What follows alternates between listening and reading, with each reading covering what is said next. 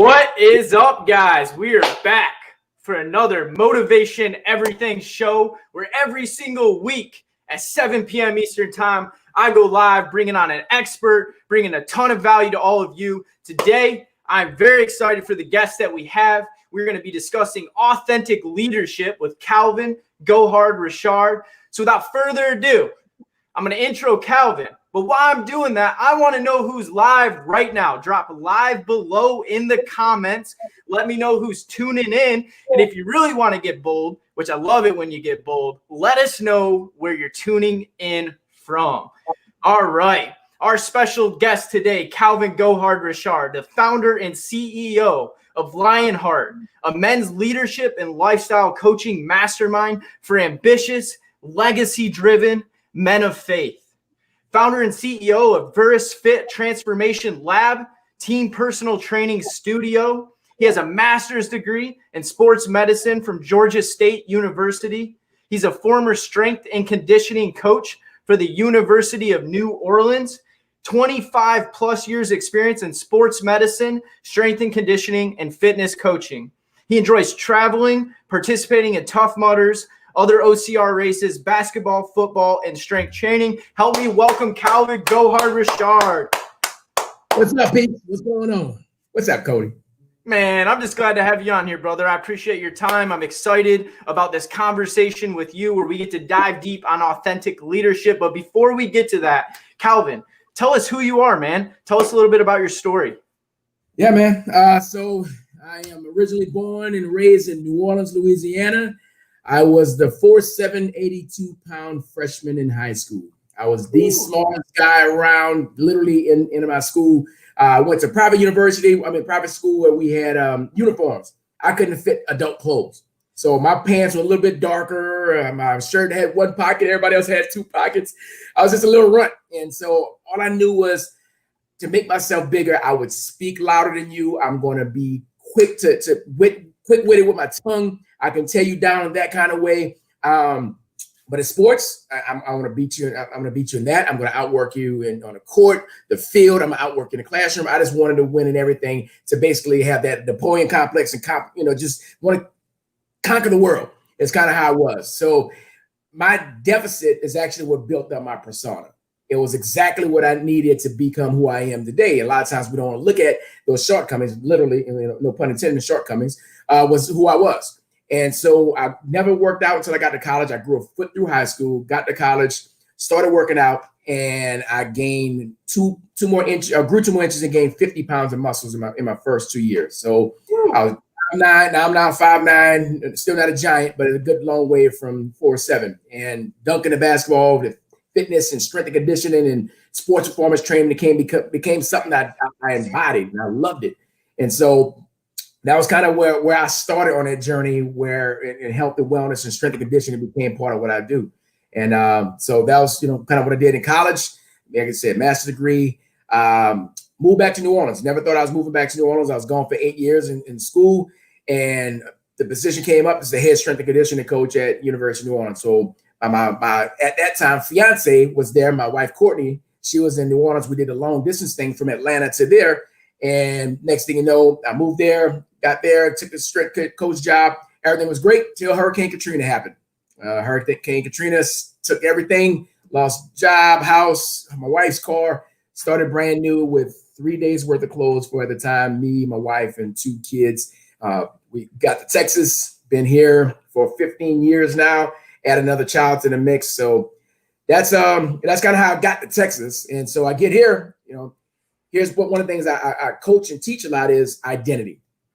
And a lot of times, especially as men, we put our identity into our work. So if you think about it, when a guy meets each other, if I meet Cody for the first time, I'm like, hey, Cody, what's going on? Hi, Cody, I'm Calivin Richard. How's it going? So what do you do? That's usually the 1 or 2 next questions that men ask. What do you do? Because we put our identity in our work. Where if you look biblically, God gave Adam a job before he gave him a woman. So there's a part of it that is an essence in our work, but it's not the job. The work is in our gift, our talent, our calling is where the actual gift is. And that can transcend the different occupations in different areas. That's the part where you have to recognize that it's your gift is your work. But We identify with the labels, the title, the accolade. You know, oh, I'm the CEO of this, and I've got all these initials at the end of my name. That's who makes me who I am. And so when that leaves, and that's what it left me, I lost my job as a strength and conditioning coach. I'm a college coach. What do I do now? I moved to an area that doesn't have that. I had to recreate myself. But it's still recreating, not necessarily my true identity. I've always been a leader. Health and wellness and strength has been part of what I do. So I had to shift and transform my mind to become a fitness manager at a retirement resort with 60, 70-year-olds. And it's a big difference from the Division I high octane athletes that's 18, 19, 20 to these individuals here. So I had to shift and realize I'm still helping them do better through wellness, through taking care of themselves. But I had to change. The reward was I'm helping these people live a longer life, stronger life, prevent the slip and fall to do what they need to do. So that's kind of how I got into what I was doing there. And from there on, it just kind of moved in and built my business, Verus Strength and Fitness, from that point on. So I've been doing that for the last 12 years or so. I have a team personal training studio here in Marble Falls, Texas, about an hour west of Austin. Been doing it about 12 years. I have a staff, built up a great team, and we've been doing really well with that. But that led me to LIONHEART. I don't know how far you want me to go into that, but let's go deep, bro. Go all the way. So once again, when we talk about what's being typecast to a certain job or occupation or a degree. So I knew almost 3 years ago, I never done anything specifically for guys, but I knew I was supposed to do something with guys. I'd worked with men's ministry and things like that with my former church, Courage Church, but I never did anything specific like health and fitness related for guys. Right. So I came up with More Than Conquerors Men's Challenge that I put together, and it was just the guys. And it was like 2 days we had just guys work out. And after the Saturday one, we got in after, and we had what I call Life Lead Fellowship. It was a bunch of guys, about 20 of us, just sat around and we talked life. Just water bottles, and they had some water, had some fresh fruit, and guys started just opening up where they are, where their struggles, where they are in life. And it was like it lit me up. It was just something amazing about it. But here's the thing. What I found about men of faith is many situations we struggle with procrastination, overwhelm, imposter syndrome. Because I was like, who am I to lead these men? Some of these guys were much more successful than I was in business, or they were older. Who am I, this young guy, to be able to talk to these guys?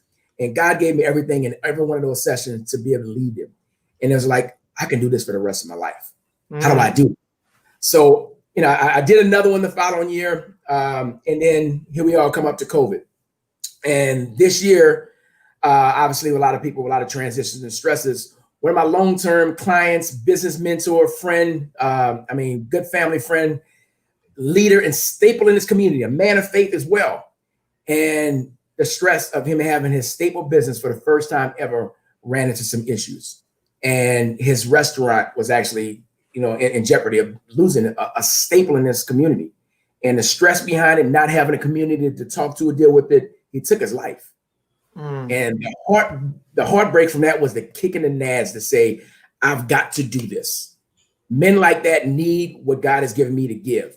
And so from there, I launched my LIONHEART program, which is for ambitious, legacy-driven men of faith who want to live a more courageous, a more joyful, and a more impactful life. And that comes with the leadership side of things. So that's kind of what we've been talking about. That's kind of what got me here. And I'm just kind of still moving that in the right direction. But it's always good, once again, connecting with the right people, connecting with Cody, because we grew together in a mastermind. I've been part of some of the same people, and we all just trying to go for that personal greatness.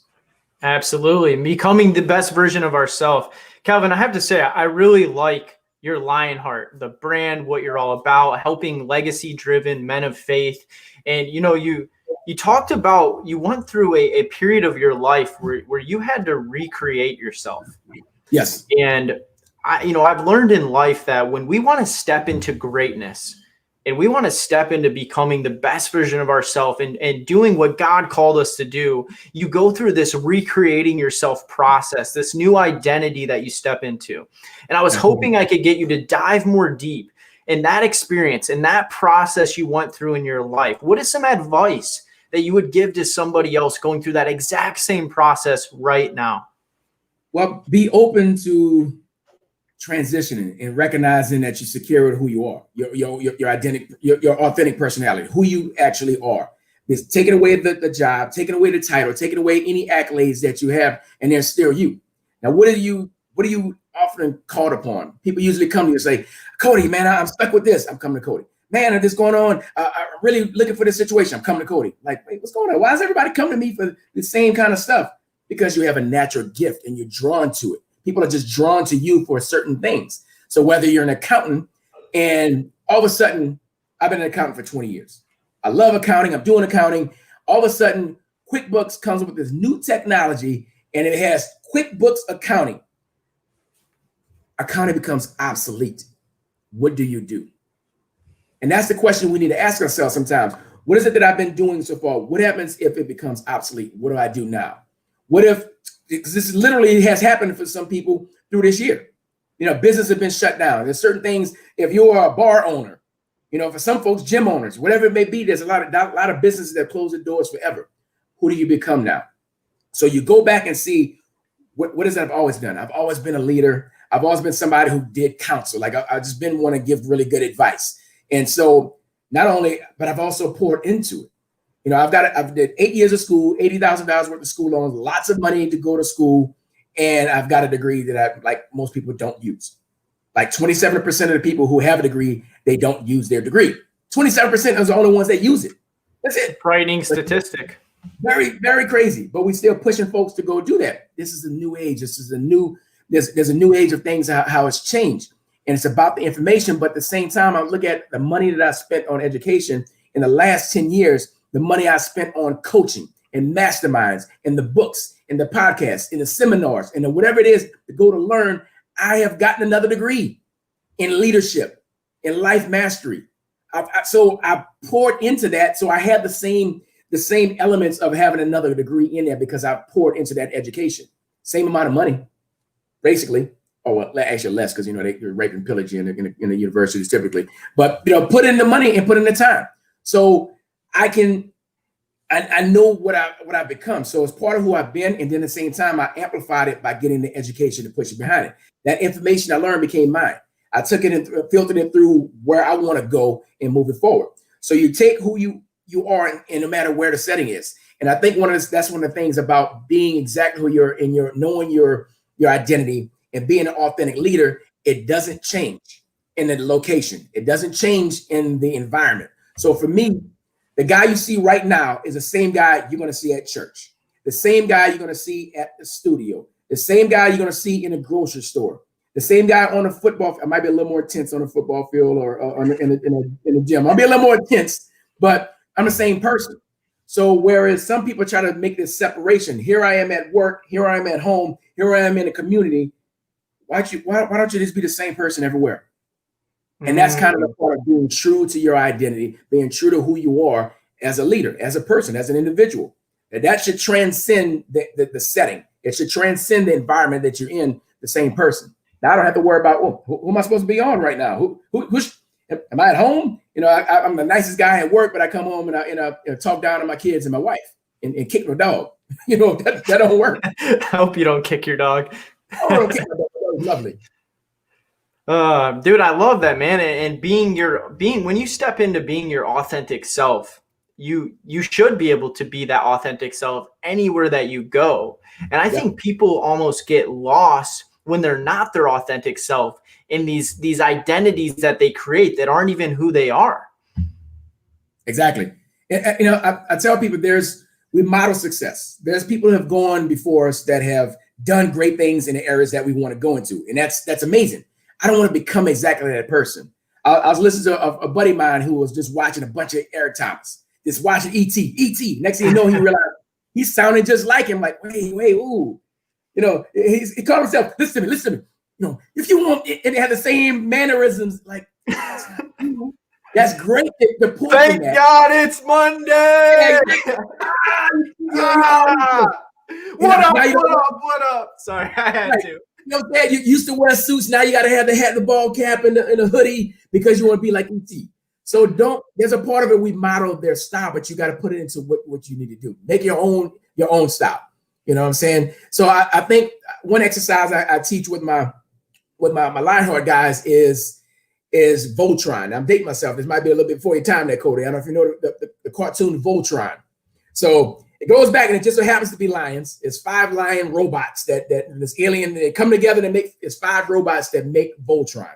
They're like these lions that connect together. One's an arm, two of my arms, one's the body, another legs, and then one forms the head. So I get them to, who is your Voltron? Who are the 5 people that are the most influential in your life? Now, that may be a father, a big brother. There might be a drill sergeant back when you're in the military. It may be a teacher, but it may be, these 5 people that really influence you.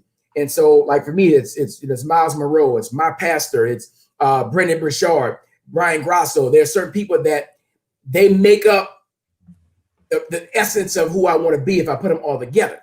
I'm not trying to be like them, but they model a bit of success in the direction that I want to go. So these are the people I follow and see what they're doing. Now blend it in through my filter and make it who I am. So it's the process. I love that, man. And I love how you use the Voltron like concept with that, because it's so true. We always talk about you're the sum of the 5 closest people to you, but you also can have 5 people you look up to and take different elements of their success to model in your own authentic way who you want to be in this world. They always say success leaves clues, and it's so true. And it's so funny because I was going to put you on spot and be like, who are your 5? And you just went right into it, ringing them off. That's how you know who you are and where you get your influence from. Now, I also want to ask you, do you feel like that changes? Do those 5 parts of you change as you go through life? I was just about to say, so I had to plug my computer before it died on me. I just realized I didn't plug it in. It can change, and it has changed for me. There are certain people that different phases what I'm going through or growth that I may have outgrown a particular person I followed. At one time, I think I had John Maxwell in there. And as much as I followed leadership and things like that, I just wasn't jiving with everything that he was going with. And somebody else jumped in there. I think I had Ed Milet in there one time. I think Ed's still in there now. I got to look and see. But, Jim Rome is like at the top. Jim Rome is one of my guys. But Miles Monroe, Pastor Miles Monroe, who died, his legacy, I've learned so much about him. He died. Pastor Miles Monroe was from Bahamas, and he died in a plane crash. He and his wife, some other individuals. But what he's left in his teaching and his basically about the kingdom of God and leadership and these things is a great entrepreneur. His legacy, the stuff that he's left behind is amazing. And that's what we're supposed to look at. Being legacy driven. There's 2 parts to that. I used to look at legacy as what happens when I die. How big of a funeral do I want to have? Not because I'm popular, but because these are the people that I touch their lives in some kind of way. So that is still there. I want to be empty when I die. I want to do everything that God's called me to do and be empty when I die.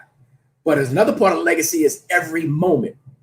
There's a legacy moment. The interaction, there's people here that I may not know, may not have seen before, never touch again. Something I say might leave a legacy moment, something that pushes them to do something else to greatness. Somebody else who's not motivated, they come to motivation, everything, and they get that spark to moving forward.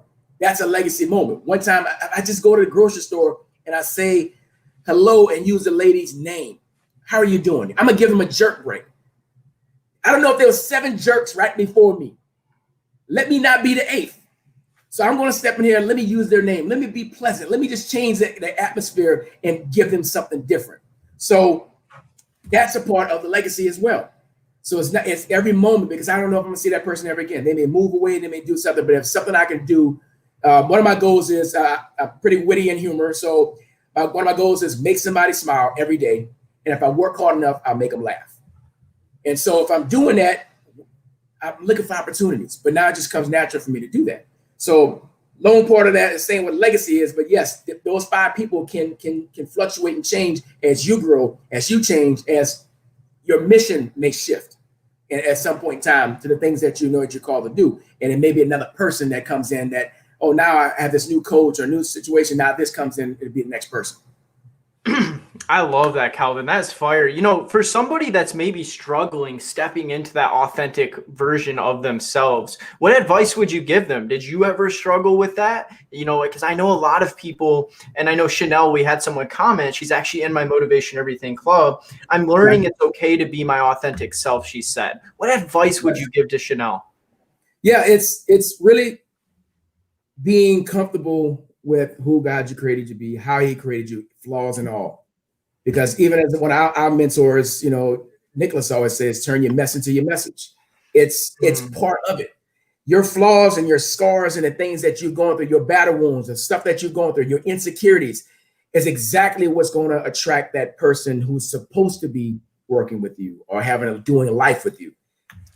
No one wants this perfect Barbie doll, Ken doll, you know, figure they relate to. All perfect, no flaws, no nothing. And the part of you sharing, being vulnerable, showing where you're at. Hey, this is where I've struggled. This is where I still struggle. But this is how I fix it. This is how I fight it. This is how I share with my brothers that I'm being accountable to, where iron sharpens iron, so that I can get through that particular situation. But for me, I haven't struggled with. I really haven't struggled much with as far as lack of confidence and insecurity. It's the other side. I struggle with pride and making sure I don't fall into the arrogant side of things. So I'm on the other tandem of that, because I've always kind of been in it, not necessarily the limelight, but in the leadership role where people depend upon me to take the mantle, to take the role. And so I'm used to that. And I just take it where it goes. And there are times where, once again, you're still going to struggle. As I said earlier, I still fight against imposter syndrome. I still fight against the procrastination. Who am I? Am I worth doing this? Are people going to follow you? So I still follow that, especially when you go into new chapters of your life. Like this part of, I'm teaching these men that are law enforcement officers, owners of Chick-fil-A, real estate agents. Like, do I really know what I need to know for them? Yes, I do. And I'll follow it. And I could be a good professional and say, man, I'm not sure about that, but let's get the answer. Especially if you have the right community, somebody's going to have that answer. So it's really being comfortable with who you are. And that takes for some folks, that does take training. But knowing that part of that, where I failed and where I struggled, is exactly who I needed, exactly what I needed. I needed Hurricane Katrina to get me here. I needed that failure or that life circumstance to get me here. I needed the trials and tribulations and the headaches that I dealt with in the past to give me the resiliency to become who I need to become right now. I needed to be in the little guy. It's kind of like somebody, if you find an athlete who, that old saying, hard work will outwork talent when talent doesn't work hard. We've probably all known that really gifted athlete, just got all the tools, the size, the height, the speed, whatever, and they took it for granted and they were lazy. They were lazy about it. So sometimes, because you have to work hard, it's going to make you better and you're going to surpass the other person. That's part of your journey, is the hard work. The part of your journey is that moving, knowing that you're not where they are, but I'm going to surpass them because I know I'm going to put an effort. Nobody's going to outwork me.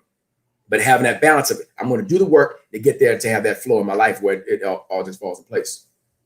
Boom. I love how, as you were saying that, you're like, I needed this circumstance to happen. I needed this trial and tribulation. I needed this mess in my life so I could turn it into my message. How cool, guys, is the perspective that Calvin has on life? And imagine like taking that same perspective in your own way would do for your life. We have situations, we have trials, we have tribulations, we have messes that we all have in our life. There's not a person on this planet that doesn't have their own version of a mess. But what if you looked at that mess from a different angle and you said, I needed this mess to happen so I could become the person I am now and be able to turn this mess into my message and do what my God-given calling and legacy is and be all that I was created to be. I think that's so cool, Calvin. That's fire. You got me fired up over here. So, you went through this process of doing that. You stepped into this authentic leader now. Now you're leading legacy-driven, faith-based men that are leaders. Like, some of them are like giants in their organizations. What is some advice that you could give to everyone here that you would give to them? No matter, as you kind of already said it a little bit, is that everyone has some kind of struggles. They have insecurities. They have things that they fight against. And you may be the person that you're going to attract the type of people that need your service, that need your product, your coaching, your whatever it is that you offer. They may need your perfect health insurance policy, whatever it is, they need what you have. But so when you understand that, it's like, I'm okay with being who I am. I will continue to get better, and I'm going to strive towards personal greatness, but I'm good with who I am, especially recognizing, like you said, that the things that I needed, there's all part of the training ground. There's all part of the process to get me where I need to get. So knowing that you may have these folks that may seem like they have more experience in a particular area, they may have longevity in that area. Yes, they do. But what I found is there's gaps that I can help fill. There's the knowledge in leading that I have that will give them what they need, is wherever they are. You know, obviously, when you hear about these folks who are dealing with mental health, that's one of the things I really work on is mindfulness and awareness, because men don't do that. I'll talk a little bit about where the whole name LIONHEART came from. But knowing how to recognize, as men especially, we don't know how to recognize that, oh man, I'm stressed out, but I'm just gonna keep fighting through it. You know, things are really bad, but I'm gonna keep fighting through it. And you run yourself into a wall at some point in time because you don't know how to be aware of your circumstance. You know what I'm saying? So it's a matter of really just walking in authority that you know you have. And that's the part where it's kind of hard to figure that out, but it's necessary. You do it with imperfect action. I literally launched my LIONHEART program with 2 Facebook posts and 1 email. I was looking for 10 people. I got 15. Woo. I only interviewed 21 people, and 15 folks said this with a barely of a script, not really of a script, just talking real life. This is what I'm trying to do. This is what I'm doing. This is what I'm gonna bring. You want to be a part of this? Yes or no? And the guys who felt my heart and resonated with my message, that's my tribe. But know and be comfortable with it. Everybody's not your tribe. And so you don't get bent out of shape when there's certain people like, I'm an excuse killer. If you come in with a bunch of excuses, I'm gonna annihilate your excuses. And if you're not comfortable with that, and you just want to like hold on to your excuses, you're probably not my person, and that's okay. There's somebody up the street that's gonna be, lovey-dovey, Care Bear. I'm just not about that. I love it, dude. We definitely connect on that for sure. I'm not an excuse guy at all, and big on accountability. That's pretty awesome. And what do you think that you were able to step into this authority figure and create LIONHEART because you were already living as that authentic leader long before you launched that? Yes, but also I realized where my struggles and things that I had to overcome. So as you see, my name is Calvin Go Hard Richard. I know folks not from Louisiana. That's the French, the Richard, and you want to put an S at the end of it. But it was a matter of everything was go hard or go home. Everything was force. Take it by force. I had a brand, Dominate Daily, at one time. Dominate, take it by force. And so part of me is this warrior that I want to just take over everything. But the problem is there's so much intensity into that. You don't have the downside of it. And so every man, like the whole term LIONHEART. So every guy wants to be the lion, the fierce, the king of the jungle, the best warrior, yes, I'm going to conquer this. I can hear it, and I can see, I got vision way down there. I can see the antelope down there, and everyone fears me. Everyone's cool with that, but not the heart side. Even as we talk about Christ, the lion and the lamb, there's a mix in there. He's the king with authority, but he has a heart. There's a softness to him. And I didn't have that. So what I had was force, take it by force, dominate. And it brought anxiety and panic attacks. It brought pain in my body where I didn't know how to release the stress and tension of life when I had major situations going on where we had to leave a very unhealthy church and had to sell our house. It was a very difficult situation, and it weighed on my body. I didn't know how to even deal with it. And so I had to understand that the mindset matters most. The way we think, our perception of reality is the reality. So it's not necessarily what the reality is, it's how I perceive it is going to be real to me. And so I went through that and realized that it was causing more issues, and I didn't have any balance in there. And so the heart side is the mindfulness. It's the awareness. It's the flow. And so it went from dominate, take it over, and realize the original word of dominate in the Bible was dominion. There's a difference between the force of dominate versus the flow of dominion. Adam had to take nothing. God gave him life. God gave him the garden. God gave him the authority over the animals and gave him work to watch over and look over and name the animals, and he gave him a wife. He took nothing. And that's the beauty of when we understand what God has called us to do, and when we're using our gifts, there's a flow. And so that's the heart side of it, the lion heart. I'm the ruler of my dominion. Whatever it is, my dominion is Lionheart. My dominion is Verus, strength and fitness. That's the places that he's called me. The people that are involved with that he's put underneath, that are giving me the opportunity to pour into, that's my dominion. These are my people. These are who I'm called to lead. And so I know that I don't have to force for that. Clients are going to resonate with my message. People are going to resonate with who I am. And the ones who are not, and that's fine. So when you know that's part of where it's scary for some folks to go focus in on, oh man, if I do this, then what about that person? What about that person? It's, where you're going, and that's getting clear vision. So even with that, it's having a clear vision, and your core values are the things that I teach as far as what gets you where you need to get. So if I have a clear vision of where I want to go, what I want to do, who I'm to serve, and I have my core values are very clear of who I am, what I'm about, what my organization is about, every decision that I make from this point on is filtered through my core values and my vision. If it doesn't line up, I can quickly make a decision. That doesn't work. If it doesn't line up, that works, that lines up, okay, I can bring that in. So when you get clear on that, that helps you make the moves in the right direction. Calvin, I love that. And I love how you talked to in there, you said, mindset matters most. And you talk about two things that you make sure everybody has: a clear vision on where they want to go, who they are, their authentic self, and then those core values and how you filter everything through those core values. I had a mentor tell me basically the same thing that you're saying right now. And it was creating those core values for myself. And every time I'm faced with a decision, asking myself, does this align with those core values, the integrity and the identity I've created for myself? What a world it would be if more people had that mindset to do that and to filter through those core values. Calvin, what are your core values, brother? Integrity is always going to be one of the biggest things. Integrity, God first, and things that do, be the leader that you're called to be. Over love on people, bringing joy. Like I said, look at the three things, the blend of courageousness. I want you to have the courage to walk in your God-given abilities and talents in the place that you're supposed, in your dominion. It takes courage to do that. So with God's word, with the right crew, with the right environment, like a motivation, everything where people are like-minded, moving in the right direction. So you got to have the right crew, on top of that. So the courage it takes to do that.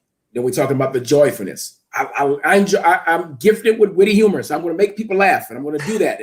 And so you see all my my reface app posts when I do silly stuff. But let's face it, in a season like we're in 2020, people need to laugh more. We're so divided and so bumping heads, and that's all you 100%. See. People get offended over every little thing that you post out there. So I'm going to joke. I'm going to have some fun in this thing, because if the joy is my strength, if the joy brings it all these different things, and I don't have to be so uptight about certain situations. The joy of the Lord is my strength, so I'm gonna be happy in Him, and that's gonna allow me to be able to flow and go through tough situations, tough circumstances, facing financial hardships. Because my studio struggled for a few months. Don't get me wrong. So that weighs on you, but I'm gonna be joyful in that section. And a lot of people just don't know how to crack a smile. They don't know how to have joy in their life. A lot of times it's when I get to eventually when I make this amount of money, when I get this job, when I get this promotion, when I finally get married, all these things are win, win, win. And joy is not a destination. It's a decision right now. Woo. So we gotta choose to be joyful right now. Choose to be courageous. Choose to be joyful. And then being impactful. That's your influence. That's your impact. All those things coming together with your legacy. So that is the essence of what I want to be able to help folks. And we said, even The word ambition for some folks, even people of faith, that can be dropped. Oh, ambition is all about, no, it's not selfish ambition, but I do want to have an abundant overflow, but so I can help more people. Right now, I got a buddy. We got two ladies that are members at our studio that are struggling financially, struggling financially because they're going through some legal stuff. Nothing that they did itself, but just circumstances put that there. And I can go to my people and say, they're in need. Let's give. And I got one guy who's got nice money, just dropped $1,000. Like just easy. You know what I'm saying? So I want to have the abundance, being ambitious, because I don't want to, when people say, I just want to have enough to be comfortable, I think that's selfish. If I'm gonna have enough just for me, I can't give the way I want to. I'm going to be stingy and hold back because I got just enough for me. I want abundant overflow, as God has said it in John 10:10, abundance. So give us life in abundance. You know, be transformed by the renewing of your mind. I believe in for the abundance. I believe in the overflow. And so I'm looking for that to happen so that I know that I'm a giver. I know that I want to be able to write checks like that. I want to teach people how to fish, but I also want to be able to give them some fish. So that's the part of who I want to be. Be that person that has a legacy of that. Somebody just saying the jerk break. Yeah, I want to get some jerk break. You know, I had to throw it back up because it goes. You talked about overlove, and the first time I heard that term is from the pastor of my church, actually, and really a spirit with this year and everything going on. It's people are making all these excuses and justifications why they're not showing up as a good human being anymore. Well, they're not loving people with over love. And I love that about you, man. I mean, it's a bitter world right now, Calvin. It's sad to say that, you know, there are people like ourselves that are over loving. But what advice would you pour onto that bitter person that just has all this resentment in their heart? What advice would you give them to start giving jerk breaks in the world instead of being one of the jerks? Yeah.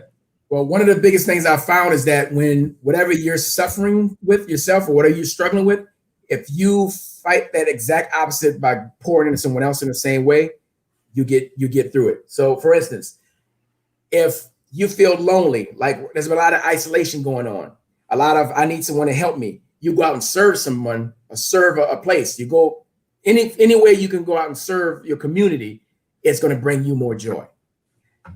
So when you're feeling crabby, you're feeling down, if you can just break out of that by loving someone else. You think you're waiting for someone else to come and take care of you and bring something to you. You go out and do it to someone else, and you're going to realize it affects you. I found a long time, I'm not going to let other people, I tell my wife this when we first got together, don't ever let anybody steal your joy, including me. There are a lot of joy stealers out there that will try to pull you into certain circumstances and situations. I've gotten really good at killing people with kindness. Really good at it, especially when I know somebody just don't like me. I'm like, hey, how's it going, man? Mark, how you been, man? Oh, good to see you. Everything good? Oh, good, man. I'm going, eventually, guess what? As the Bible says, when you treat your enemies with love, they will have a heap of hot coals upon their head, meaning that the conviction will eventually get to them. And at some point in time, maybe in your lifetime or not, they're going to be like, why do I not like this dude?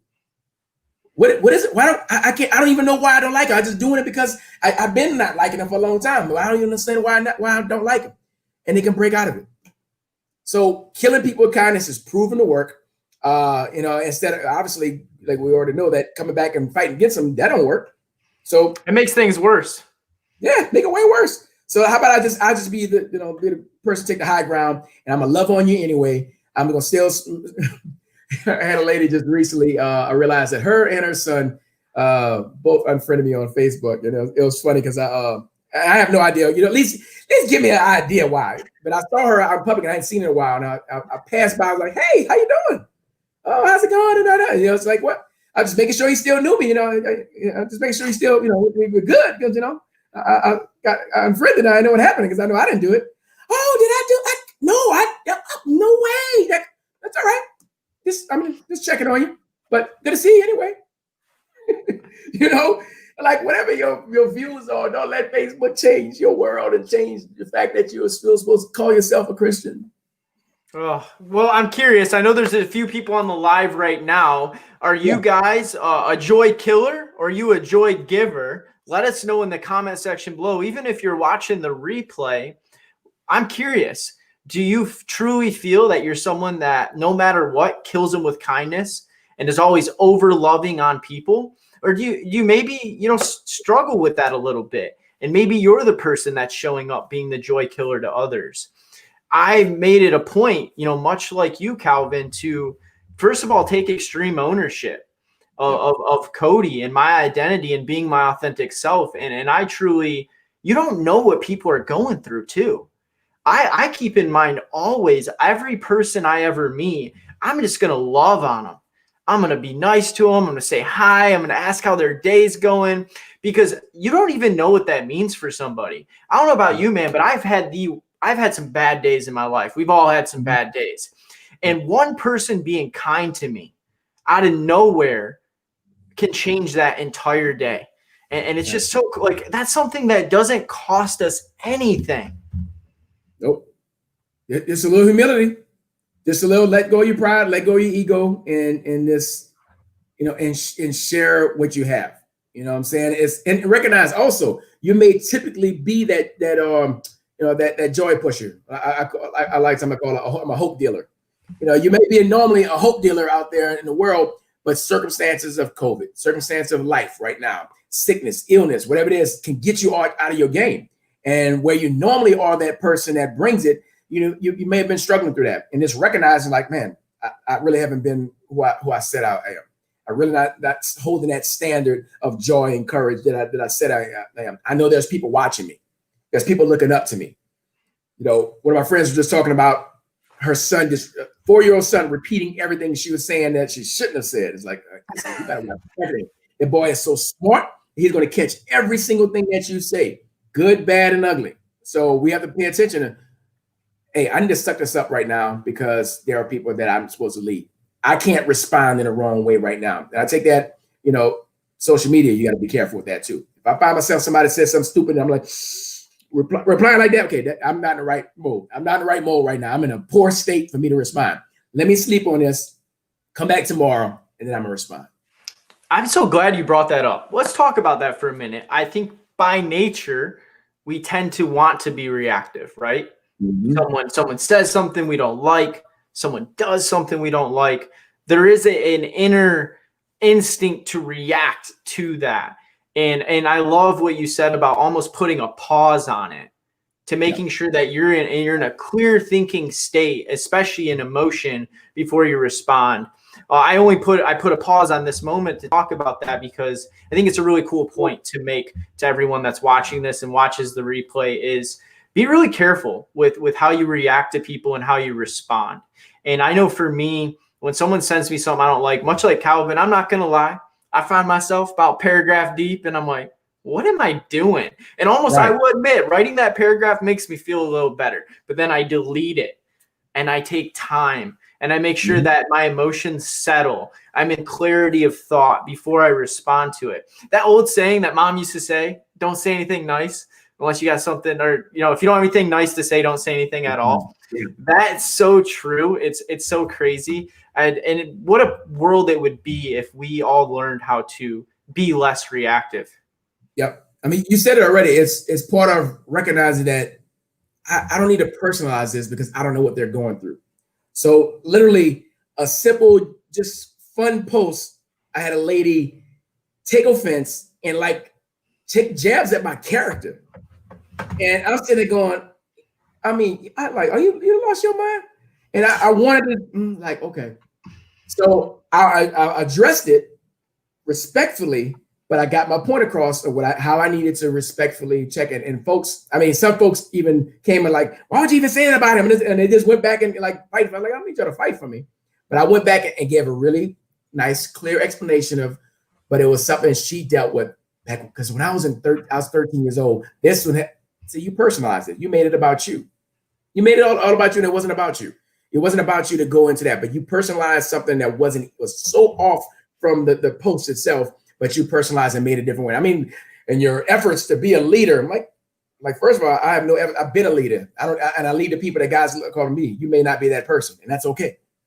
So I addressed her points, but I did it in a respectful manner where other people I don't know how you were able to do that. There's no way I can respond like that. But because I follow the Bible when it says be quick to listen, slow to speak, and slow to get angry. I was going to be quick to get angry and quick to speak. That didn't line up. I needed the time to back away. And that's, there's a movie, wasn't a good movie. It was okay. But it's Saving God. Vin Rames was in it. This young guy, he kind of took on his wing to mentor. He had made a bad move, and he killed his best friend. And he went to prison for it. And something that always stuck with me from that movie, that was the best part of the movie. It was just bad, not the bad as far as it just wasn't a good quality movie. So I would say, go out and see it. But I could put it, the actual scene in there, what I'm talking about. I'll put that in there because I have it saved on my YouTube account. But he said he was sitting in the diner, him and his boy, and he had two ladies they were out there. And he and his boy were kind of going back and forth, just kind of jawing a little bit. And his friend slapped him across the face. Now, one thing to punch you, but to slap another man is like this utter disrespect. And he said before he let the sting from that smack wear off, before he knew it, he had stabbed his friend to death. Because he said he didn't even know what happened. All he knew was the next thing he knew, he felt the slap. Next thing he knew, people were pulling him off of him.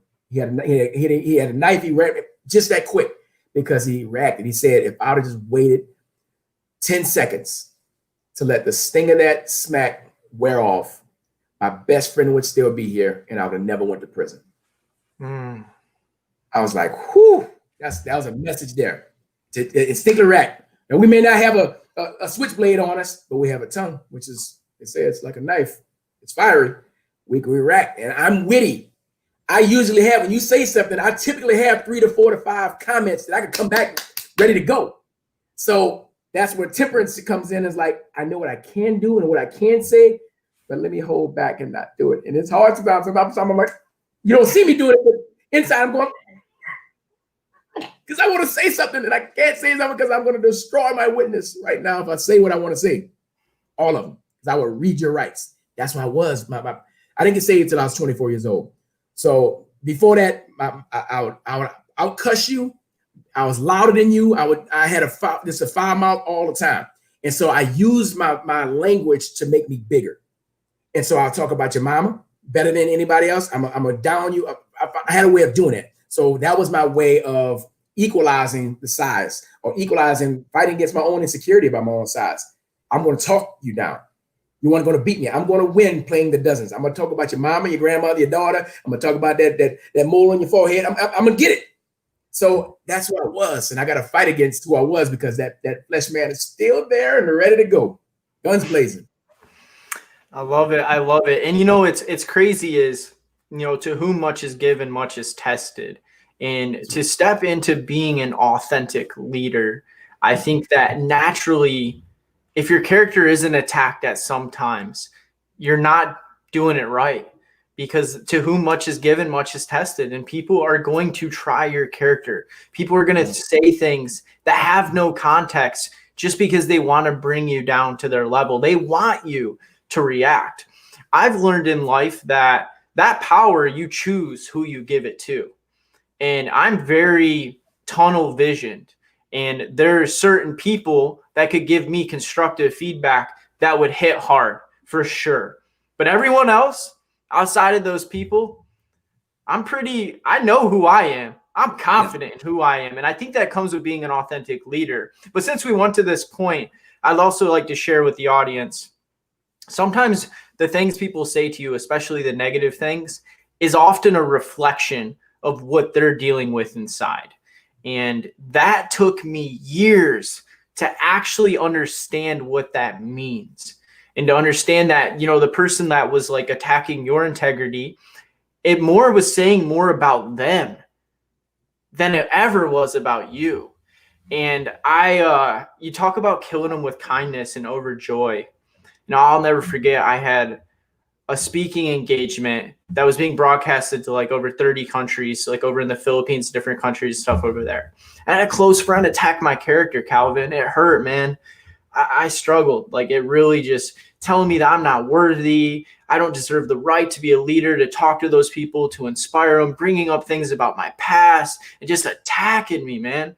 And I luckily I had brotherhood. I had a Bible study that I was a part of, and I was able to reach out to these men and pastor my churches in there and other very high level, good, wise men.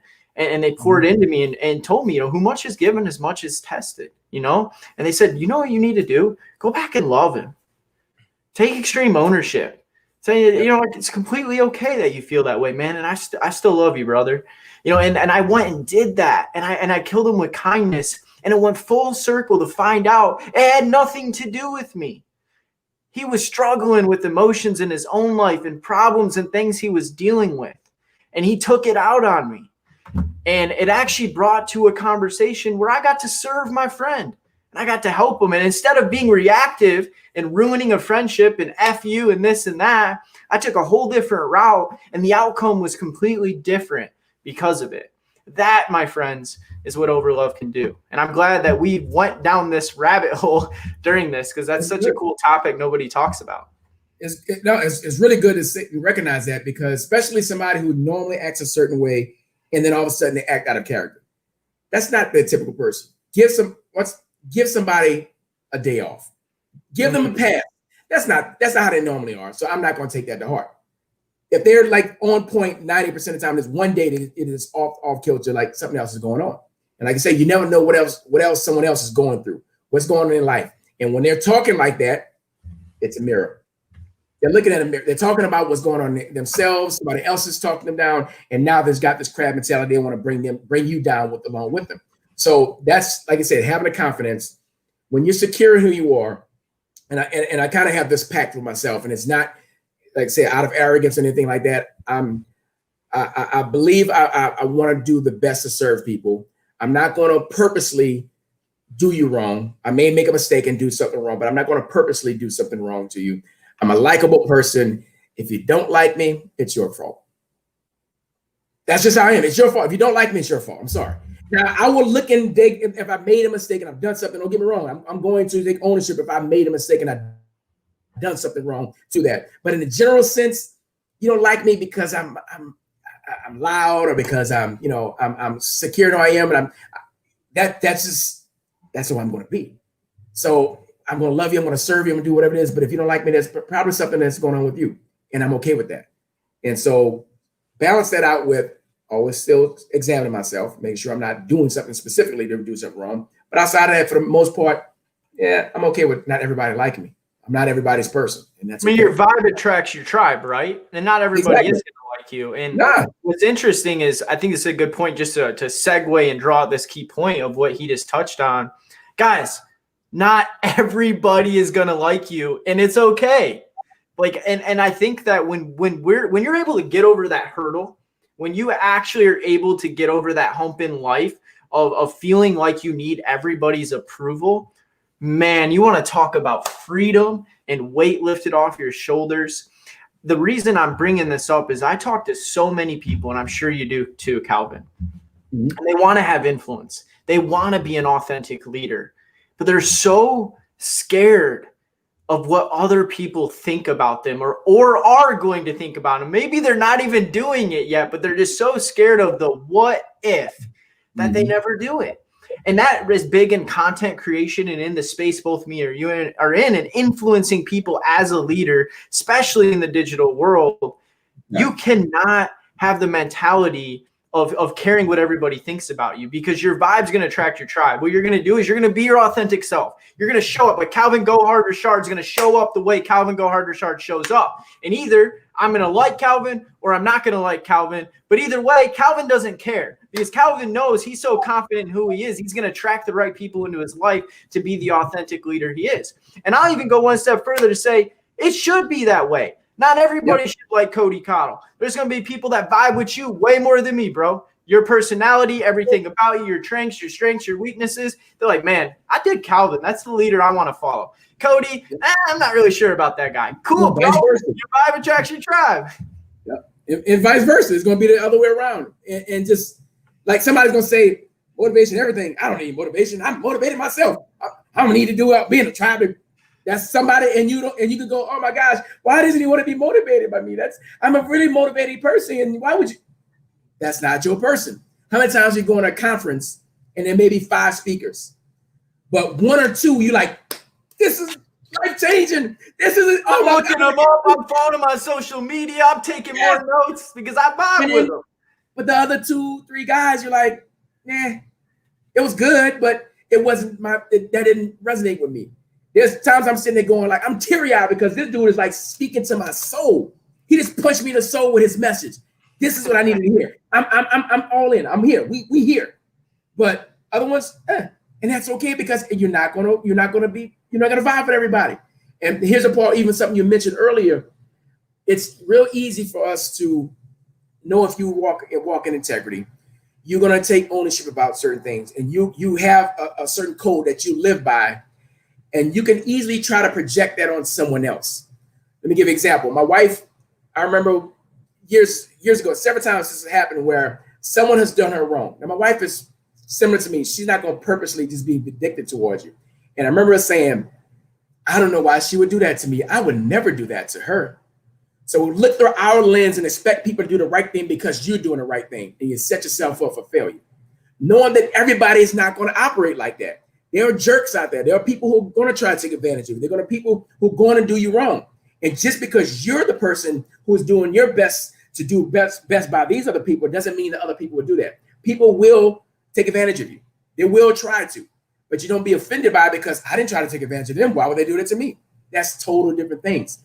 Don't put your code of ethics onto someone else. You're going to set yourself for failure. So know that there are going to be some idiots out there. There are going to be some people that do stupid things, and I'm okay with them being there. You just ain't going to get me, and I'm not going to take it personal when you coming at me crazy. Like, you think I'm boo-boo the fool?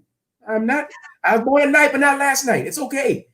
Go to somebody else. That's not me. So recognizing that in yourself, you don't get caught in that trap of expecting someone to honor you in the way you would honor them. You said a key word there. Expect. Always. So one thing that I've learned, because I'm not even going to lie, we could go back about a year ago in my life, and I still struggled with that. And I would even go as far as to say that still today, I'm constantly having to remind myself of that. Everyone is not Cody Cottle. They don't have the same core values I have. They're not going to show up in the way that I show up, and I can't expect them to, because that's just wrong. But what I can do is always have good intentions, but zero expectations. So a big takeaway for you guys, if you're going to write something down, good intentions, zero expectations. It means every conversation, everything you go into, you intend for the best outcome. But if it doesn't go the way you want and they don't act the way that you act, that's okay. Because that says more about them than it says about you. And one step further, the way you respond to that truly speaks into your authenticity and your integrity. And when you are at a place where no matter what life throws at you, you don't lose your ground, that is a true leader, in my opinion. Yeah, and that's power. That's the power that I'm not giving my power up to you and your insignificance and your beratement or whatever it is that you have towards me. I'm not going to give you that power to do that. I mean, something as simple as our energy. Our energy, you and I, we're high energy people. This is who we are. Some people are going to be offended by that energy. I've had people be offended. Oh, why are you so loud? He's got to be loud all the time. Because I am loud. Step away a little bit, turn your volume down a little bit. You know, I'm loud. I'm a loud person. I got something to say. I love it, man. I love it. Well, we got just a couple minutes left, and just a couple last questions to ask you, Calvin. We're actually at the top of the hour, but I want to ask them anyways. If you were to approach a younger 18-year-old version of Calvin Richard, what advice would you give to yourself, knowing what you know now? Well, partly I needed those experiences, so I wouldn't want to avoid some of it. And it's always a dangerous question because you think, avoid this, avoid that, avoid this, But at 18, I wish I'd have known Christ. I would have made a lot of less mistakes from 18 to 24. I've been the number one thing because I was a knucklehead. I was a womanizer, alcoholic. It's been 20 years since I drank alcohol. I was that guy that you did not want around your daughter. And so if I'd have known and understood that path was not the right path, if I got to know Christ earlier, it would have been one of the biggest things I say I would have known. But even then, I didn't need college. It was great, the experience of learning through some of that stuff that I've learned. I mean, don't get me wrong, I'm better at what I've done, but it wasn't necessary. So I want to be educated, but it didn't have to happen in that environment per se. That would probably have been another thing to consider, but surround myself. I think the third thing would be just surround myself with the right people, have mentors early on.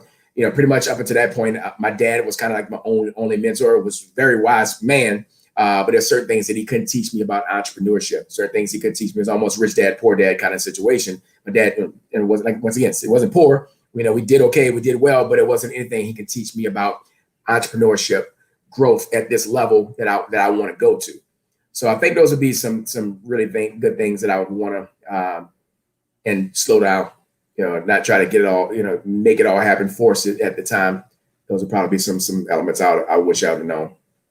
I love it. And I even love how you said slow down at the end. I don't think I've heard that a lot. And that's, if I could go back to younger me, and I know I'm not that old, but even just 16-year-old me, and just say, slow down. I rushed childhood so fast, even 13-year-old me, that I didn't enjoy it. And I do have almost, I wouldn't say regret, but I have some resentment towards myself in a way, probably because I didn't enjoy those years. All right, so we're coming to a wrap here. Last thing is, I always like to do this. Calvin, if you were to drop one more gold nugget, you've dropped so many for us tonight. Free reign, any last piece of advice that you would give everybody? I think your ultimate goal in life is to achieve personal greatness. And what does that take? It's what is it going to take to get there? You sell yourself short on leaving anything on the table. I like what I can't remember who said it, but the most expensive place on earth is the graveyard. Where your ideas, your thoughts, your everything that you were supposed to do is set right there. So the endless striving for personal greatness is always time for growth. There's always room for growth, whatever that may be. In your authentic person, who you're called to be, knowing that your God-given talents will pass and surpass through different areas as you grow and through your life. But it's about, who am I supposed to be? I need to be the best version of myself. But for me, greatness is my word. It's about that personal greatness, the self-mastery that it takes to become great. I love that, Calvin. Man, well, thank you so much. How can people find Calvin Go Hard Richard and connect with you and everything that you're doing? Yeah, man. So you can look up, I guess we could drop in links later on, whatever, but you can go to LIONHEART. It's actually called LIONHEART Lions Den. Is my group for ambitious, legacy-driven men of faith who want to live more courageous, more joyful, and have a more impact on the areas that God has called me to be. That is for, like I said, men only, men of faith only for that. But I also have a group that is Real Fitness for ultra busy leaders. That is for those who are looking for the health and wellness side of things. And that's co-ed, that's men, women, it's all mixed in there. Give tons of content. I got 1,000 or so people in there. I just opened up the LIONHEART group from there. On IG, Calvin Go Hard Richard on IG. I do some stuff on there, but I'm one of the older population, so I'm kind of that Facebook side of things, because I know I may look that old, but I'm 44. So yeah, I got a little behind me. So us older heads, we like to get on Facebook. Just saying. I must be an old soul because I like Facebook myself. Well, Calvin, thank you so much, man. Today has been incredible. Thanks for coming on the show, talking authentic leadership with us. We really appreciate it. Guys, I hope you got a lot of value from this. Calvin brought the fire tonight. Now, remember, next week, same time, Motivation Everything show. I'm going to have another special guest on, and I look forward to seeing all of you next week. Hope everybody has an incredible night. And last nugget that I want to drop for everybody here on the show is 2020 has been quite the year, guys. It's been tough. It's been frustrating, but I just want to encourage everybody to finish this year strong. It's not over yet. We got just over 2 weeks left. And if you're the type of person that's going to keep your foot on the gas and finish strong, then I guarantee you're the type of person that's going to crush 2021. And that's it, guys. Everybody have a great night.